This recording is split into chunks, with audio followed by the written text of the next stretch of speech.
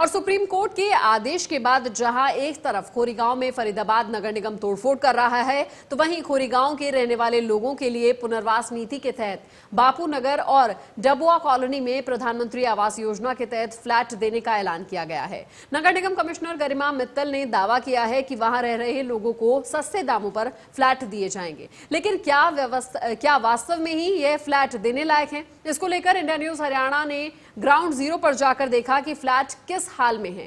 तस्वीरों में साफ तौर पर देखा जा सकता है कि फ्लैट जर्जर हो चुके हैं। हमारे संवाददाता देवेंद्र कौशिक ने इसका पूरा जायजा लिया। देखिए, सुप्रीम कोर्ट के आदेश के बाद गांव खोरी में नगर निगम जहां तोड़फोड़ करेगा, वहीं दूसरी तरफ उन लोगों के लिए पुनर्वास नीति के तहत मकान दिए जाएंगे। और इस बात को लेकर गरिमा मित्तल जो निगम की कमिश्नर है, उन्होंने दावा किया है कि डबुआ कॉलोनी और बापू नगर में ऐसे फ्लैट हैं जहां वो खोरी गांव के लोगों को पुनर्वास नीति के तहत बसाया जा सकता है।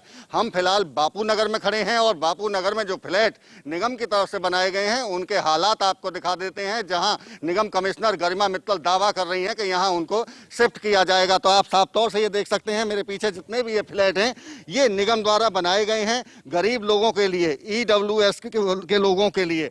लेकिन इनके हालात कैसे हैं, क्या इनमें कोई रह सकता है, ये स्थिति आप साफ तौर से देख सकते हैं कि ये अगर फ्लैट में अगर आपको दिखाऊं तो देखिए, पूरे फ्लैट के तमाम दरवाजे और खिड़कियां गायब हो चुकी हैं। यहाँ जो पाइप लगे हुए थे पानी के और वाटर सप्लाई के, वो यहाँ से गायब हो चुके हैं।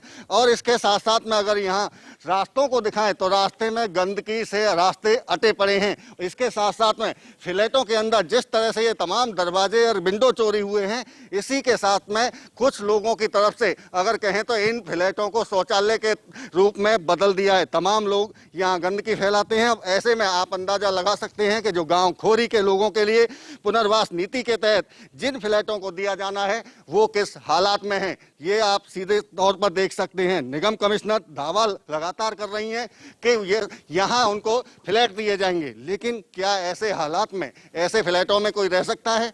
ये तमाम तरह के ऐसे सवाल हैं जो निगम पर उठ रहे हैं, निगम कमिश्नर गरिमा मित्तल पर उठ रहे हैं। क्योंकि उन्होंने एक बड़ा दावा किया था कि खोरी गांव में तोड़फोड़ से पहले आवेदन मांगे जाएंगे और इन फ्लैटों को दिया जाएगा।